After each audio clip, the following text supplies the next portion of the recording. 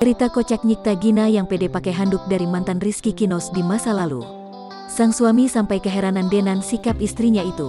Keharmonisan rumah tangga Nyikta Gina dan Rizky Kinos memang menarik untuk dikulik. Pasalnya, kedua pasangan ini dikenal sama-sama memiliki sifat yang asyik. Memiliki sifat yang hampir sama, membuat banyak kejadian lucu yang terjadi di dalam rumah tangga mereka.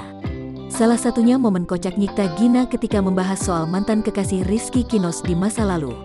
Rizky Kinos diketahui masih menyimpan barang-barang pemberian mantan ketika sudah menikah dengan Nyikta Gina. Ini paling parahnya ya, gue itu tanpa disadari masih menyimpan barang-barang dari mantan gue, ucap Rizky Kinos, dilansir Tribun Style dari YouTube The Sungkar Family pada Minggu, tanggal 7 November tahun 2021. Gue lupa masih nyimpen, yang nemuin dia, sambung Kinos sembari menunjuk ke arah istrinya. Alih-alih marah, Nyikta Gina justru bersikap acuh saat melihat barang-barang pemberian mantan kekasih Kinos.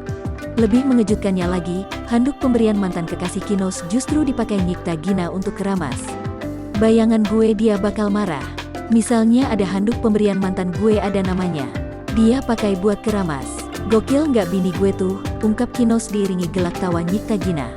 Nyikta Gina yang tak bisa menahan tawanya itu lantas menjelaskan awal mula tragedi handuk tersebut. Jadi kita kan pindahan rumah, dari rumah orang tua aku. Terus akhirnya kita punya rumah sendiri. Secara ya emak-emakan seksi repot-repotnya dong ngurusin barang-barang, terang Nyikta Gina.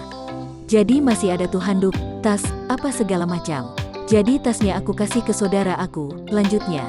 Nyikta Gina menilai jika barang-barang yang masih layak dipakai akan dimanfaatkannya dibandingkan harus dibuang.